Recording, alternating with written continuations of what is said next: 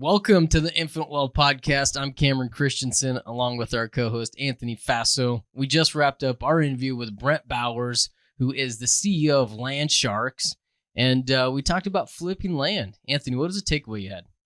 I tell you, for me is, a lot of times what we're talking on this podcast of different ways to create passive income. And we talk a lot about real estate, which is a great tool. There's a lot of advantages to it. But I will say one of the downsides, if I'm talking rental real estate, is that there kind of is a ceiling, right? There's only so much you can raise your rent. There's only so much appreciation, right? And if you want to get that financial freedom faster, the best way to do it, I believe, is a business. And that's kind of what he's showing. He's using real estate as a product, but what he's really doing is creating a business. And it's great to hear his story on how he started and how he built up his business. I also liked that he got the money for his first deal borrowing from grandma. Yeah. And she made him pay it back, which I thought was super cool. And I think that kind of shows accountability. And I think it's important that when we're helping out our family and our kids and grandkids, that we don't just give them money. We need to give them the opportunity to earn the money themselves. Nice. Well said. Yeah, that was good. Yeah. Funny enough is my takeaway was very similar, kind of along those lines. Is in there, he gave us a quote. And the quote that he said was, what you want to do with this is you want to start a business, not a job. And what Brent was talking about was how he got started in this. Is he started his land business on the side from his military service, and he originally only had maybe at max 4 or 5 hours a week that he could devote to it. And that's really the amount of time that he's continued to devote to it, even though he's transitioned out of the military and doing other stuff now. But man, it's so true. A lot of business owners will start a business and essentially just kind of transition into another job. That's not the goal. That's not what most people are trying to achieve. Is we want to start a business that is efficient, that we can attend to, and just a few hours a week potentially. And so I love that takeaway from him, and hope you guys do too. Enjoy the episode. Take care. Brent, man, we are excited to have you on the show. We are excited to get you introduced to our listeners. If you could start us off with a little bit about your background, how you got started in real estate and ultimately ended up kind of in the land flipping niche. Yeah, no, thanks for having me, guys. I've already had a lot of fun right before we even got on here. You guys are doing a great thing. Appreciate everything you're doing over there with Infinite Wealth Podcast. My name is Brent Bowers. I actually bought my first property in 2007. I got a real estate license in 2007 as well. So I actually thought I needed a real estate license to be a real estate investor. Ultimately, I was like, I just want to kind of get the inside scoop on all the deals. So the first one that came across my desk was actually a listing of one of our agents in the same office. And I bought the property, got paid a commission to do it, had to borrow the earnest money deposit from my great grandmother. And literally, she was like, hey, Brent, if you don't pay me back, it comes out of your inheritance. And great grandma, she lived to be almost 97, but she was pretty darn sharp because she got me to pay her back, and I never got that inheritance she was talking about. Sneaky grandma. Joke's on you. Little grandma. But no, she helped me out. She doesn't even realize how much of an impact she gave me. Like, she got me started. I pulled the trigger. Now, if we look at that rental, it was probably the worst property I've ever purchased. But it gave me so much education. I had to do 3 evictions. And then the real estate market kind of took a dump in 2008, mid 2008. And here I am. I left my business because I had started a lawn service and I was doing pretty well with it. Left that to go to the coast and start selling real estate, and ultimately ended up driving people around in my car to find them rental properties because people weren't really buying houses then. And I was lucky if I made $300 a week. So, my grandpa was like, look, join the military. They'll send you to school. You can get a good retirement. So, and he had a lot of influence on my life. He introduced me to Jim Rohn. Well, Jim Rohn tapes, cassette tapes. Oh, okay. I was going to say, okay, dang, you have some connected grandparents. Yeah. I had to throw that out there. Make sure I disclaim that there. But so I transferred those cassette tapes over to CDs because no one has a cassette player. but really had an impact on my life. So I was like, this is what I need to do.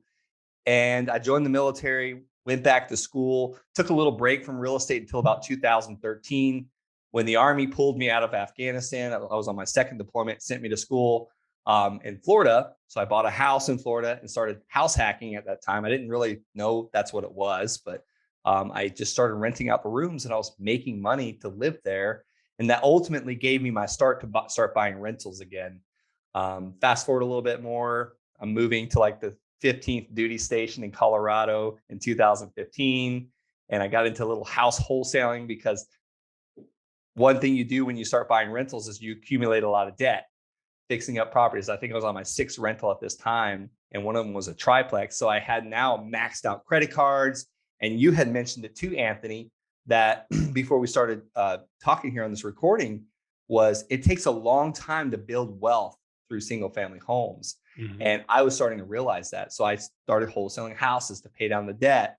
But that was really hard to do as an Army officer. I was working like 12, 13 hours on base. I was always gone, always training, always away. And I was ultimately searching for more answers, and I stumbled upon land, and it was the best thing I ever could have stumbled upon. So that's why we're here talking today. And hopefully I can share some strategies with your listeners to build their wealth as well. Well, Brent, first, thank you for your service. Yeah, thank you. I what I'd like to know, what I always like to ask people when they're in this situation is, you weren't following the norm, right? Normally what we're taught is get a job, max out your 401k, but it seemed like you started differently from the beginning. You had the lawn business, already looking at real estate. I'm curious, how were you open to following a different path than what we're told to do? And I did get a job, and I did max out my credit cards. I just confused credit card with 401k. Same thing. I've always kind of seen where the crowd was going, and I see that, and I almost feel like something's not right about it. It's like, let's not all rush in to get slaughtered. And I did that. I learned that lesson. My hand is still burnt from 2008. I jumped into the real estate industry right when everyone was getting burnt. Luckily, I kept that house from 2007 to 2019. Never made a single dollar off of it in profit, but it gave me a heck of a tax depreciation for many years. And that's okay. So I don't know how I got the wisdom to do that. I just felt like I wanted to be a little bit different from everyone else. That's why I love land. That's why I love buying a piece of land for $10,000 and selling it for $30,000 on a 30-year mortgage, because it's not everyone's out there doing it, and I virtually have no competition. There's a few guys out there doing it, but there's just so much darn land. It's like when we collide, when we run parallel paths, it's a good thing because I see what he's paying for it, and I'm looking at one over here. Yeah, I can do the same thing. So I don't know why I chose a different path, but that's just my life. I've always done that. So how were you introduced to land flipping? You said you kind of came across it. What was it, a book? Did somebody mention it? Tell us about that. Yeah. So I was actually starting to get my wholesaling business going pretty well. I was doing about one wholesale deal a month, but it was one of those things where I had like a lunch break of an hour. I would speed off post and go to meet the seller and create a rapport for like 5 minutes. And then I'd take another 5 minutes trying to lock up the house for as little as possible. So I was like, there's got to be an answer. So I was searching all these podcasts, and I ran across Mark Podolsky. And he's talking about buying this land at crazy discounts, tax auctions. And he's like selling it overnight. And it just literally a light bulb went off in my mind. I remember exactly where I was at. And I remember telling Mark this because like I'd made almost $300,000 in land. And then I hired Mark Podolsky to one-on-one coach me because I was like, what am I missing? There's got to be something more to this. It can't be this easy. And they gave me some systems, really cool stuff that they were doing. And, but I found him and I had this list of tax delinquent land. I had 685 records of tax delinquent land. And I was already mailing the tax delinquent list for mobile homes and houses and yada, yada, but I wasn't mailing the land records. My mentor Tom Kroll with Wholesaling Inc., which I now have the pleasure of being a Wholesaling Inc. coach for land. But I remember Tom Kroll saying, throw away the land records. Don't mess with that stuff.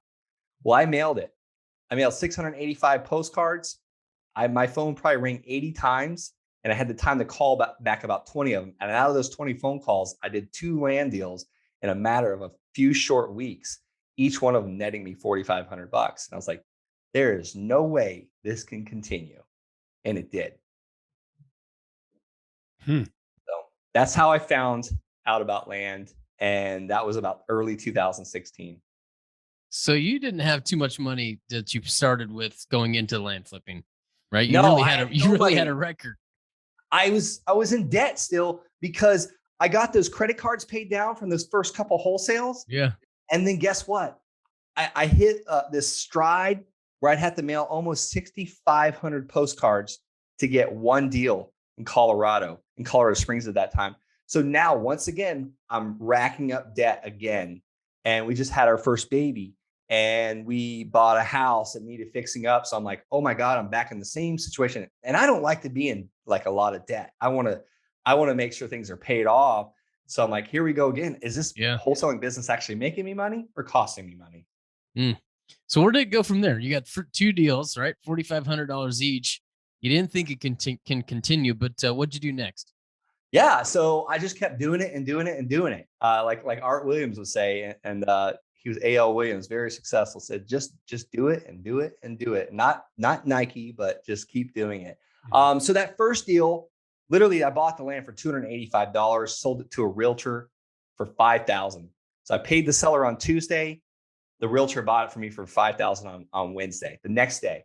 And the following weekend, I bought another parcel of land. And these were tax delinquent stuff that had been on the tax delinquent list forever, non-buildable land, inefficient land, or you couldn't access it legally. Like this was stuff like no one wanted. And I'm doing this in air quotes. If you're listening to this, there's a buyer for every piece of land. And the sellers didn't want it. I remember the seller of the second parcel of land for $500. And each one of these guys gave me their price. Like I didn't have to negotiate or anything. And I'm like used to buying houses from people that have lived there 20 years and they painted it one time and replaced the carpet one time and they want $1 million for it. I don't understand that. That's the difference between land and houses. Yeah. Land people aren't emotional about it. Houses, they are. But good point. The second one, the lady says, I'll give it like $500. It's yours. I'm sitting on her porch in Denver, Colorado. Her porch is bigger than my entire house. Like her porch is probably almost 4,000 square foot. So at the time, bigger than my house at the time. So she goes, I don't know what you want with this godforsaken land. My husband bought it 20 years ago. He's dead now. He was a stock trader. He worked on NASDAQ. He used to go he literally would take the subway, yada, yada. She gave me the whole story. And I was like, I don't know either. So I put it on Craigslist that night. After I paid her the check, she gave me a quit claim deed right on the porch because she was prepared. This one was like almost 91, by the way. And I put it on Craigslist that night for $500 down because I wanted to get my money back out of it. And then I put it on there for $400 a month, total purchase price of $5,000. Sunday, that next day, I had someone bring me $500 cash to my house. So that was the beginning of my seller financing. Now I have over 100 notes, people paying me $400, $500, $600, $700, $800, $900 a month. We're paid almost every day on land. I think I've done like 290 something land transactions now. The biggest one being $1.2 million. But I have a student literally that dwarfed me on his first land deal. Like he bought 98 lots out in Colorado and took his profits and bought a house free and clear with it. So it's like, now I'm like, I'm kind of competitive. I'm like, gosh, man, this guy's done one land deal, kick my butt. So that's it. Like you can do anything you want to with land. It's a blank canvas. Well, Brent, when I first heard about land flipping, in my mind, I'm thinking, I didn't think it was possible because what I'm thinking is like a plot of land here in the city, right? That might be, $500 or $1 million. And how am I going to flip it? I don't have $1 million. Yeah. So I'm sure this isn't the first time you've heard it, but a lot of people have this misconceptions of land. Kind of give us an idea of how it works and kind of why our misconception is incorrect? Well, let's go to that example.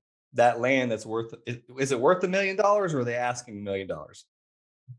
Oh, I don't know. I'm just thinking in my head when I hear flipping land, Yeah. I'm thinking inner city, Yeah. high ticket.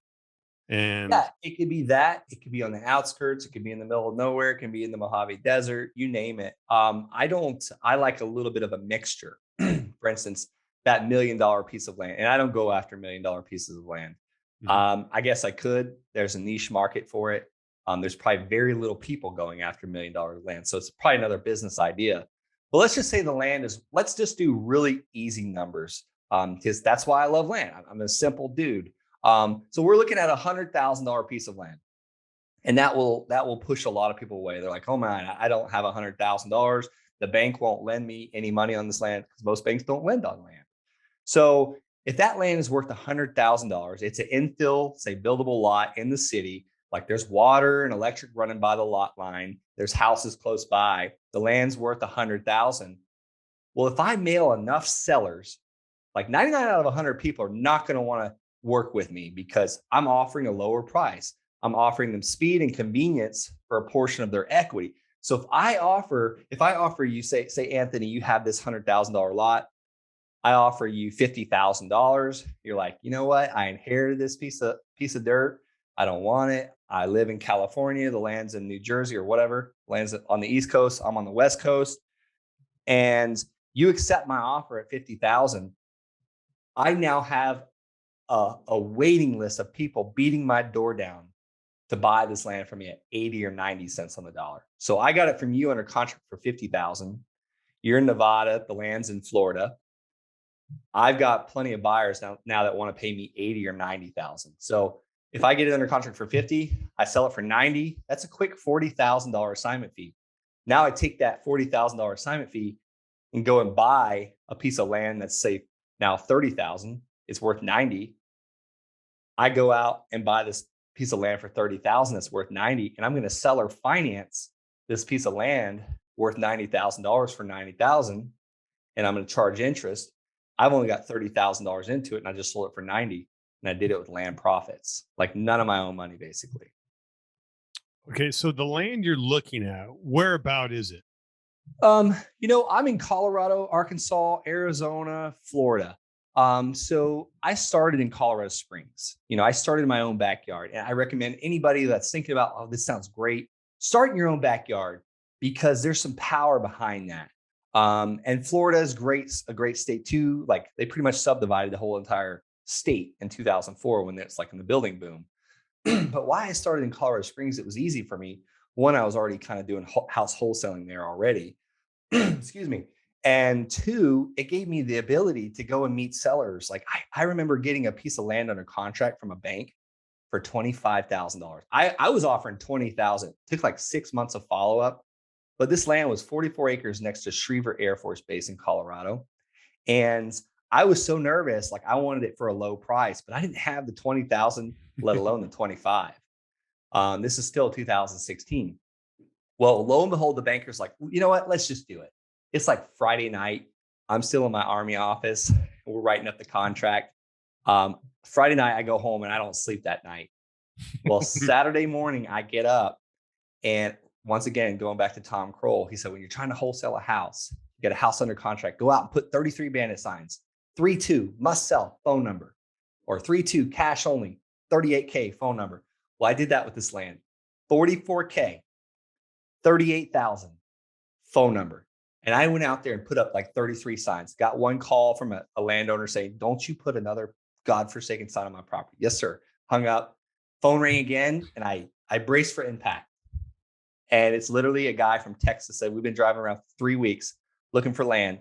And I see your signs everywhere. I've literally been driving around all day long and your signs are popping up as I'm driving. Where are you at? I was like, well, I'm like this road. We met on the side of the road, shook hands for 38,000. I had the contract for 25, and there was a quick 14 grand right there. Awesome. Well done. Yeah, no, it's just, I did it out of fear because I didn't have 25 grand. I didn't want the bank suing me.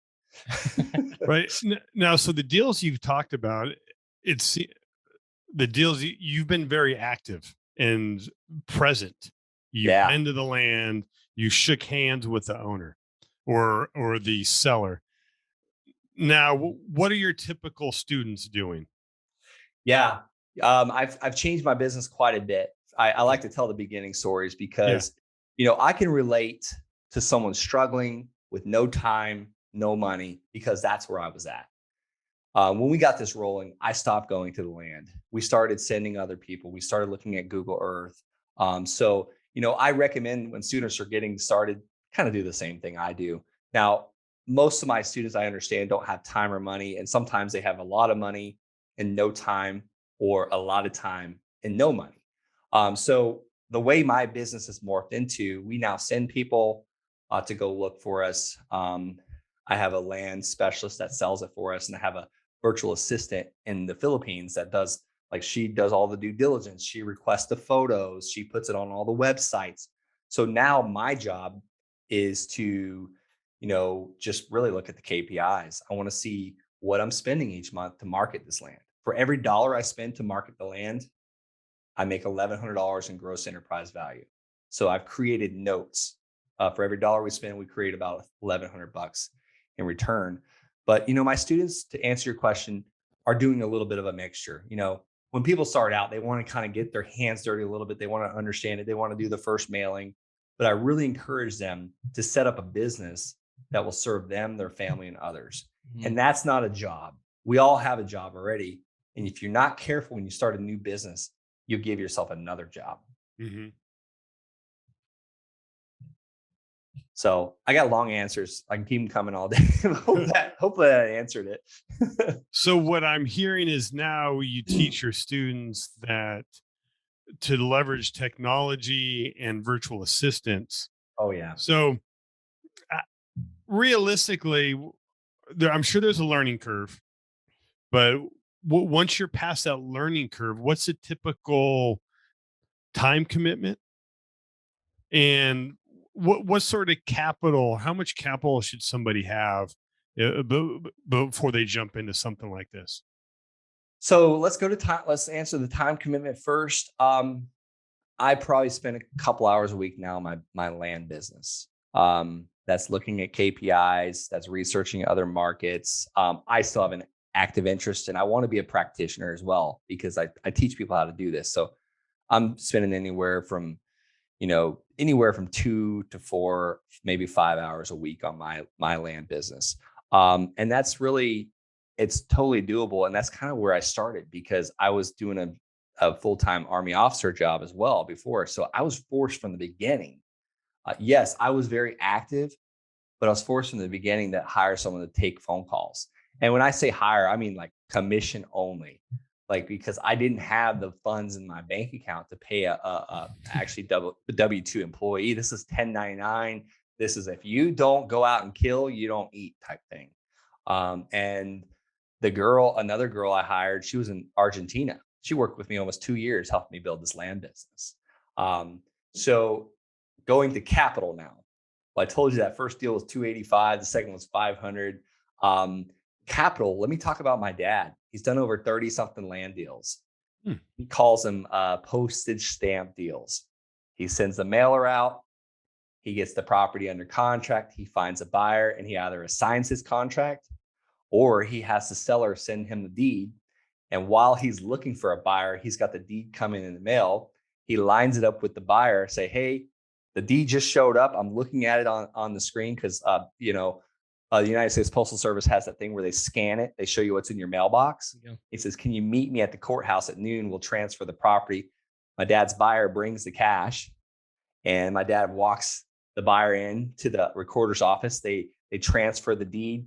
My dad goes and deposits the cash, and then sends the seller a check immediately, or wires the seller's money immediately. Does it with none of his own capital. He's spending 50 cents on each stamp. Calls this postage stamp deal. So you could do this on a shoestring budget if you need to. I personally do not do my own mailers, because I'm not good at it. That takes time. That takes consistency. Like, if I want it done, I hire someone else to do it. Like, I'm a visionary. I love to start things, love to see things going, but I don't like to consistently do them. Me and my wife used to sit in our basement and do letters. That didn't last long. what would be the kind of the expectation, right? A lot of our clients are someone that's not really happy with kind of their current job, and what they're looking to try to do is create passive income and potentially transition out of that. And what would be the expectation on income, right? If somebody wanted to create maybe five or $10,000 a month, right? What would you say to them? Yeah, I mean, I had to get the heck out of the military. We were talking a little bit. I loved the military, but I was in the military about 8.5 years. Mm. I was only home in my own personal bed about 4 of those years. My second deployment, I'm on my second deployment to Afghanistan, and my first wife leaves me. Like, I'm like, holy crap. Like, my whole world got changed, like turned upside down. And so I get sent to college. I got pulled out of Afghanistan the second time to go to college. Thank God, it was perfect timing. And ended up, settling things with my ex-wife. We got a divorce, met my current wife now, the woman of my dreams, and we got married pretty quickly, had a baby pretty quickly. And I'm like literally when my first son was born, I was like, I'm out. I'm done. So I was like, I've got to make $9,000 a month to be comfortable. Because I thought insurance was going to cost me like a couple thousand a month. Yeah. It doesn't. But I was like, I got to make $9,000 a month. So I put in my packet to get out of the military, and I hit that $9,000 a month in land payments almost in about 10 and a half months. Wow. So that's how realistic it is. Just put the goal, and it was like do or die. Cause I was getting up at 4 a.m. and going to bed at like 9, 10, 11 o'clock at night. Cause I had to be on base by 6 a.m. and I wouldn't get home till about 7. So I built it in nights and mornings. So it's totally doable. Like if you have a big enough why, and my why was I didn't want my wife leaving me again or missing my child. Yeah. That's a big why. You're right. It's all about that why. It can't be all about the money, the dollars, because it's never enough. No. It's what those dollars can provide. Now, so you're saying where you're at now, Brent, you're 4 to 5 hours a week. Sounds amazing, right? But what it took you a while to get there. Like for some of your students now that are just starting out, like how many hours would you say that they need to commit to truly be successful in this? You know what? Someone just starting out, and I'm gonna use Dan Haverkos as an example. Hopefully, he doesn't mind. He actually works with me out of my office in Colorado Springs. I'm now in Florida, but he's still using my office in Colorado Springs. It's my team is now all virtual. He probably spends, I don't know, 6, 7, 8 hours a day. The guy joined my course almost a year ago now, and probably has done 55 land deals. This guy is hungry. Like he's 28 years old, single, no kids. And he's like just dedicated. Like he was a bodybuilder at like 17 years old. Like that's one extreme. And then let's go to my extreme where I only had a couple hours a day. I had a brand new baby at home. And that baby would keep me up all night. So I really have not changed it much from when I was in the military building this business to now. But I think sometimes the less time, the better, because you are very hyper focused. Like you turn that ringer off, you turn those emails off, you delete Facebook, and just being very hyper focused with your time. Like I was writing content for my YouTube channel right before we got on this podcast with you gentlemen, and I may have wrote like maybe 10 minutes, and I was like, oh, I wonder what's going on Facebook or this or that. Like, so I thought I was being productive for an hour. I really was probably only spent 10 minutes being productive. So sometimes too much time is not a good thing. So to answer your question there, Anthony, I just say a couple hours a day. Okay, Brent, and what you're talking about it was called Parkinson's law, which is in, right? So you're familiar with that, right? Oh yeah. A time expands or work expands the time allowed. That's right. Right. Meaning and even Elon Musk even tweeted a quote about it a couple of weeks ago. If you have a month to do a job, it'll take you a month. If you got a week, it'll take you a week. And I know for me, my most productive days or the day before I go on vacation. Oh, right? yeah. I can't mess around. I got to get everything done. So really what I need to do is I need to go on vacation more. Please do. Right. Yeah. But you're right. And I think that can be a difficult time for entrepreneurs, because we don't have a boss, on our tail. It's truly up to us. And so that you hit a very good point, is that it needs to be that quality time, which is perfect. Yeah. Brent, if somebody was interested, right, someone is interested in contacting you, what's the best thing that they can do? Where can they go to find you? I talked about Wholesaling Inc. I'm a Wholesaling Inc. land coach, but I think the easiest way to find me is go to YouTube. We just created a YouTube channel. If you go to YouTube and search Brent Bowers, I've got I'm talking all things land. But if you really want to get in touch right away, go to wholesalinginc.com/land. That's wholesalinginc.com/land. Where can they find those shirts?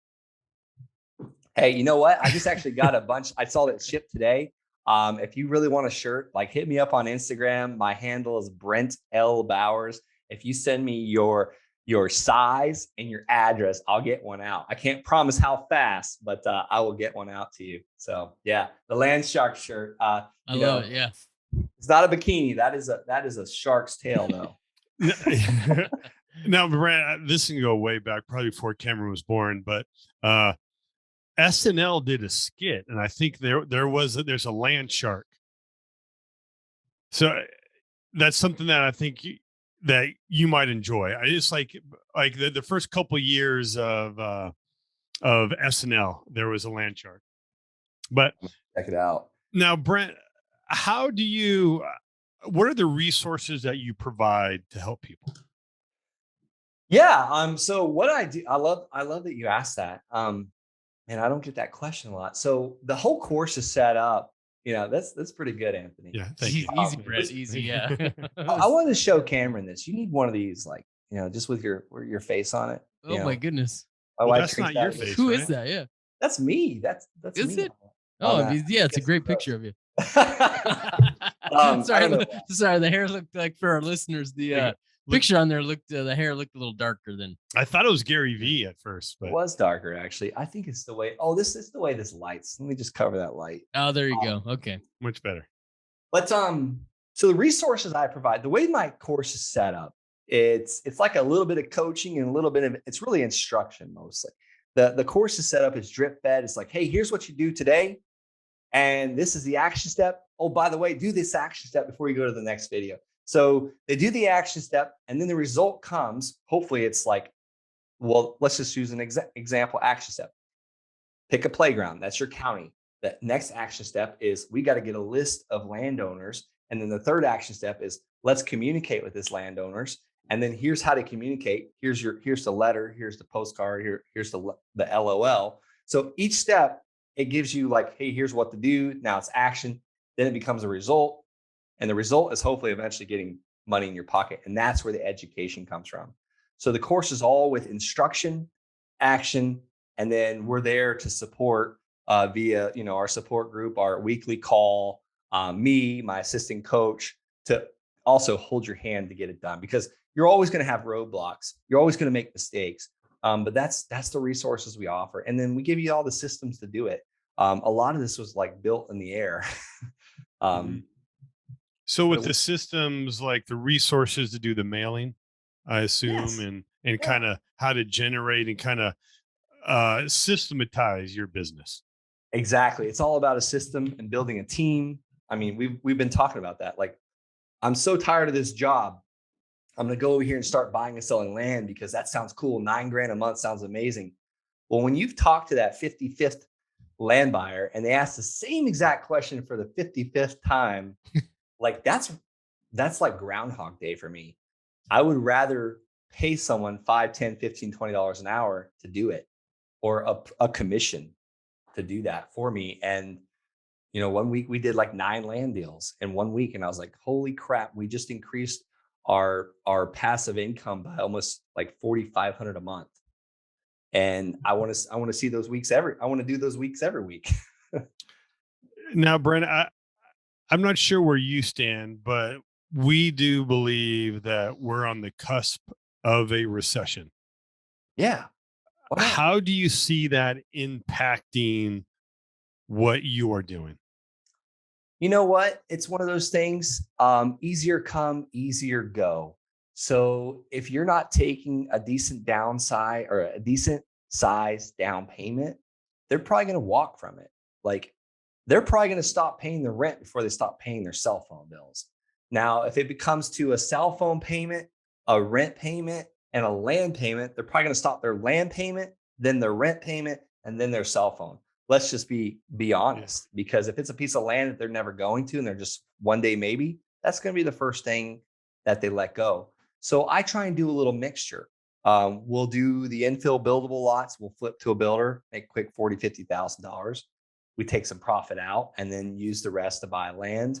And then when we sell or finance that land, we got to get a big enough down payment to at least pay for that land. So if I got $1,000 into this land and I'm selling it for 10,000, I want to get my $1,000 back out by getting a down payment of 1,000. So there's like very little risk into this. The land's paid for. And now if they all back out, if all the notes completely stop paying, which is probably going to happen if we hit a recession, like the land's paid for. I just got to worry about paying the taxes, keeping the taxes caught up. And by my calculations, I got like 3 years until I lose it. So now, just to be clear for our listeners and for Cameron, that when you're selling these, you're doing the owner financing, right? So you are the bank, right? So you might sell it, have a down payment, and that's how you're building that passive income, is having that payment come in. Absolutely. Yeah. So what the risk is that they stop paying. But so what happens? You sell a deal, you have a down payment, you've gotten say 6 or 12 payments, and they stop. Yeah. What happens to the land? Yeah, absolutely. We do our best to communicate with the buyer. We obviously charge them a late fee. It's like no questions asked. I didn't used to charge a late fee. Guys, anybody like that's going to start this, please learn from my mistakes. I think I had almost 85 notes before I started charging late fees. And I came in one day and I was like, oh my God, there's like 30 or 40 of them late right now. So we now charge a late fee. Like on the 5th day, it's late. So if they don't communicate with us, we'll restructure the loan, we'll modify it, we'll put the stuff on the back end, you name it, because the land's paid for. We want to do volume basically. Because I've got 15 other parcels for sale. I don't want to take that one back and have to resell it, but we will after 60 days. If they're not communicating, we'll have our attorney type up a cancellation of contract letter, and they'll send it like certified mail, text, email, all that stuff. And they'll just give us the land back. And most of the time we're already profitable on the land and we'll resell it. And that literally creates like infinite profit. I would say, we had sold a piece of land. The guy made the down payment, made maybe 3 payments, and then went MIA. Oh yeah. Right. And then my wife was like, well, let's call him and let's do this. I'm like, whoa. What's the contract say? Contract says you have to pay 30 days late. So we emailed them certified letter. I'm not going to chase a guy down. I mean, yeah. I think we did maybe call him once out of compassion, but yeah. I'm not going to chase him. So we took the land back. Then this is the beauty of having your own system. Then you put it back into your system and you sell it again. Yeah, so absolutely. What I see happening with a recession, just like what you're saying, I think people are going to stop making the payments. And I like what you said about getting a larger down payment. For one, they have more skin in the game. Oh, I think they're less apt to walk away, but if they do, you get to keep the skin, right? Yeah. But what I also think is that worst case scenario, I think it's going to be a great opportunity. What we're telling people, this recession, view this as an opportunity. There's going to be assets on sale, and the same thing is going to go with the land. And I do think that might be one of it's a more of a luxury item. So it might be one of the first things that they stop, But also I think you're going to be able to buy land even cheaper. Oh yeah. So I can see this being a time to accumulate assets. That's why we need to be in cash and be able to buy these assets that are on sale, because things will turn around. They're going to look bleak. And according to Robert Kiyosaki, they're going to be very bleak. But we gotta have an abundance mindset. We will get out of this. Buy these assets, and then when we get out of this recession, now people are going to want to start buying land again, and you're going to be in an even better position than before the recession. Yeah, and about 2 years ago, before all this whole COVID thing started, it was easier to buy land.